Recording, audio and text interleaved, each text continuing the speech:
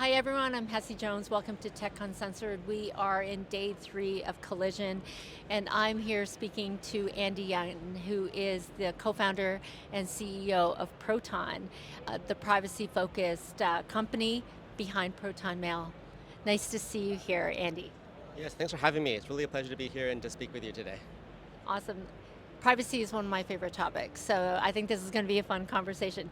So I see Proton in much the same light as DuckDuckGo.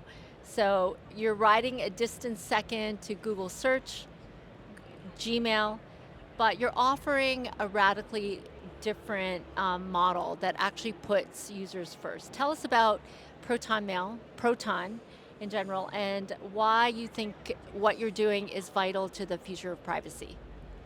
Well, I think the internet today has a vision that's been dominated by companies like Google and Facebook.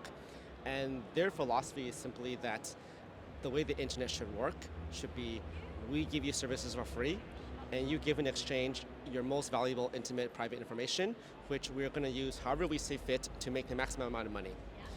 And I think that model works great for them. They have trillion-dollar market caps as a result, right? But it's sort of, to put it bluntly, a bad deal for everybody else in the world. And what Proton is trying to do is offer maybe a different social contract to the average internet user. When you use a service like Proton Mail or like DuckDuckGo, what is implicit in here is we respect your privacy. So your data belongs to you. We're not going to abuse how we use that data, and we enforce that through end-to-end encryption. So it's not just a promise, but it's actually a mathematical guarantee. And the downside of that is that actually, instead of us giving you service for free, we may ask you to pay. And of course, not everybody pays. Proton is it's a freemium business model. 99% of users actually don't pay us. But 1% business users, the ones that want more features, may end up paying us. And that's kind of how our model is different. And in the end, it is maybe not so different after all, because you think of Google services as free, but it's not really free, right? When you use Google, you are paying, in fact. You're just paying with something that is different, something maybe more intimate, more sensitive, and something you cannot actually take back. Yeah, I don't think people realize how much information they're giving away and how much Google is actually scraping from their personal accounts in order to contextualize who they are as individuals.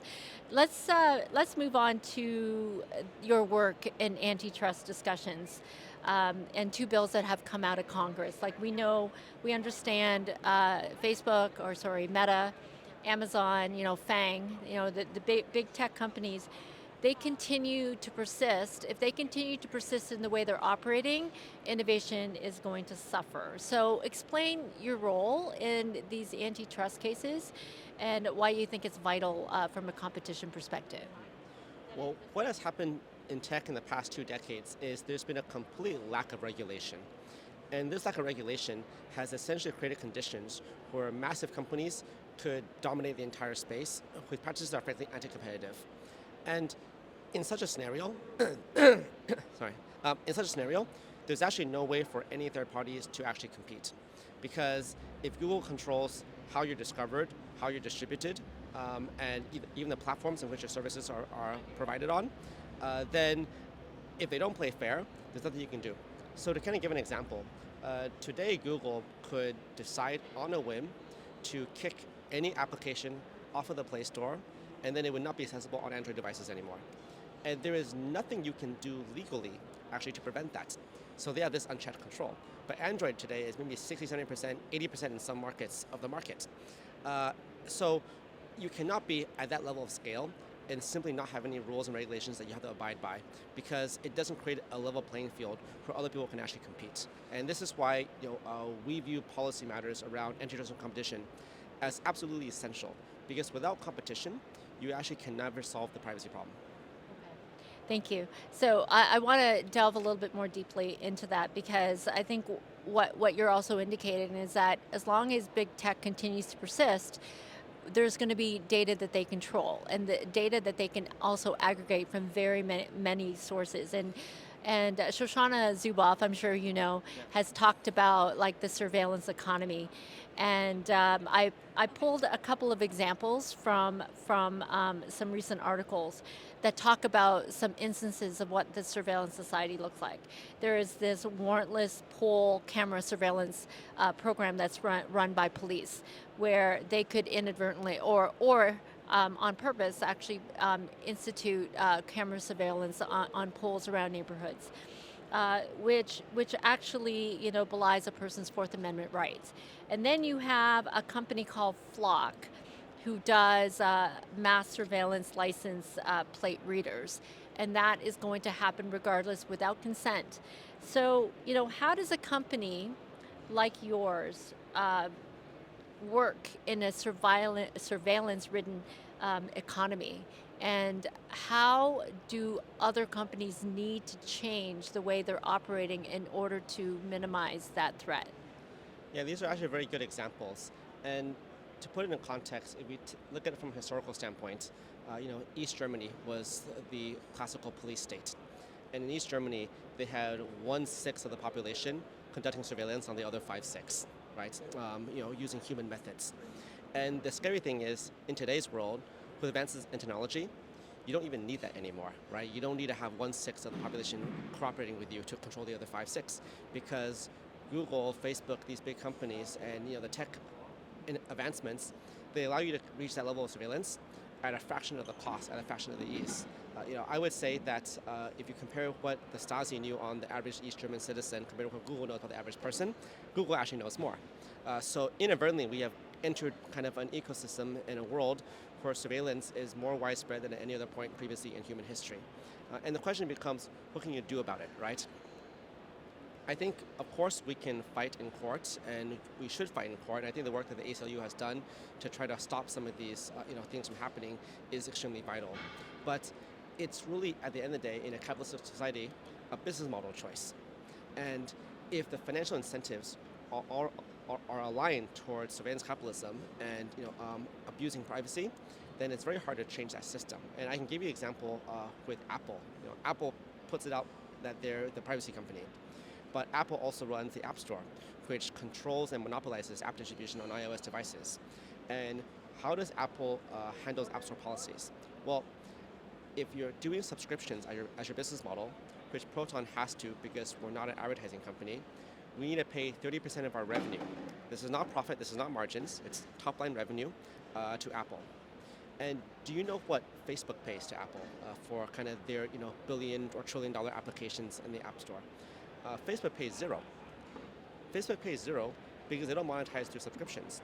They actually monetize through advertising and surveillance capitalism. So if you're an app developer, anywhere in the world, seeking to build an application, in the App Store or even the Play Store, because Google's policies are exactly the same, and you're confronted with a choice. I can either give 30% of my revenue to these tech giants, or I can abuse user data and give up nothing. Well, there's a strong financial incentive actually to go to surveillance capitalism. And so that's why I think competition is so important. We discussed this earlier, right? Competition policies would prohibit Apple and Google from applying these discriminatory 30% fees. And that would then create a structural change that would change the incentives, which would then make privacy business models more able to thrive and survive. And that's why it really is a policy matter from the top down, because at the end of the day, we need to create the right financial incentives, because financial incentives are actually what makes market economies and capitalism work. And it is the government's role, because what we're seeing here in this situation is a failure of capitalism, right? Capitalism has entrenched essentially an outcome that is not good for society. And that's why the only way to do that is actually for regulation to come in.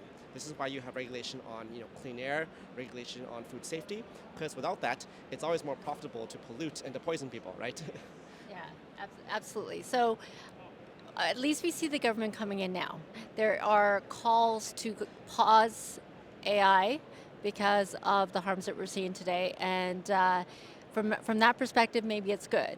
But at the same time, we also know that generative AI and what it eventually will be is not necessarily always positive for the end user and even for the small business person. because we're continuously, I guess, centralizing some of this technology as well.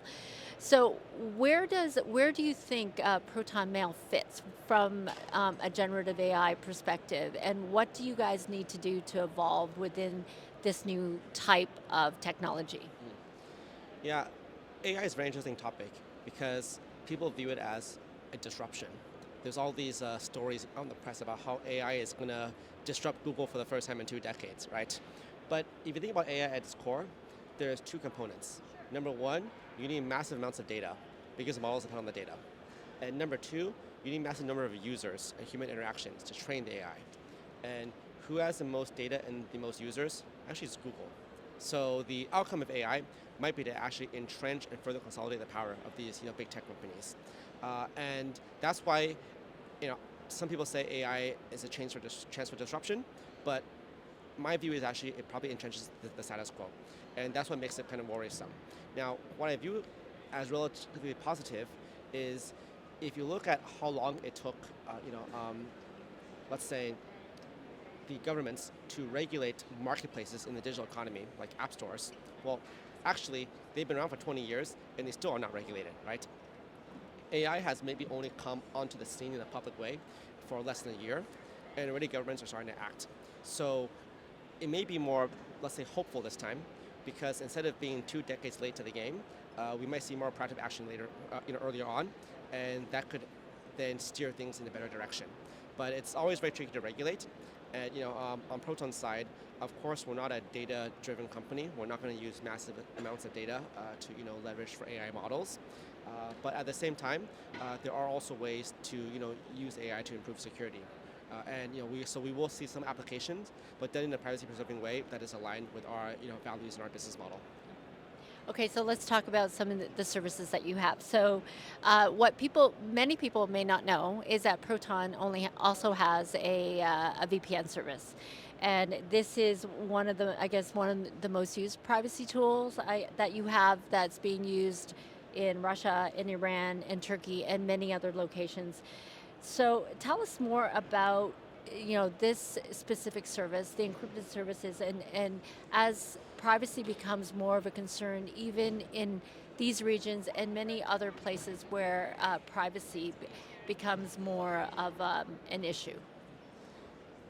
In Europe, here in Canada, and also in the States, we tend to take privacy for granted. We think it's not such a big issue because we've always sort of had kind of our freedoms, right? But if you look broadly across the world today, over 70% of the population is living under a regime that is not free, and that actually is just increasing over time. I would say dictatorships they tend to increase over time because technology makes it easier to maintain them. And Proton VPN is a very interesting case study in this because last year when the war in Ukraine started, Russia shut down its internet, shut down its free speech, shut down any dissent that was possible. The society kind of locked down.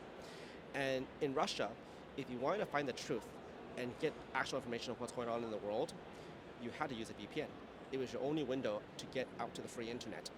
And we saw the same situation happening in Iran when the protests started in the fall of last year. And in both cases, millions of people came to Proton VPN. And at one point, we were actually managing a significant fraction of Russia's internet traffic from people trying to get onto the outside and see what's going on in the world. And I think this is extremely important because without these tools being present, you can never really have change from within Russia if everything they see is propaganda. So it's absolutely essential to get people information so they can see what is going on. And VPN is an essential tool to do that. And this is why we've invested heavily in that because it's very much aligned with Proton's human rights mission. It's not easy, of course. It's a small company, limited resources, against the resources of an entire state arrayed against you. So it's not really a fair fight. But I think it's a fight that's essential to win. And we see this everywhere. In fact, today, when there's a coup or some sort of situation happening in any place in the world, whether it's Africa, South America, every single time democracy is under attack, it correlates directly to an increase in use of Proton services. And I think that's why it really proves that privacy and online freedom services, this is really at the forefront of democracy in the 21st century. Thank you. I think that's absolutely right. And like from your perspective, I know you're an underdog. I know DuckDuckGo is an underdog. I think these very cases that you talked about are going to be the things that are going to catapult the increased awareness for privacy and the demand for privacy. So, Andy, thank you for joining me today, and I appreciate the time. Thank you for having me. And we'll be back.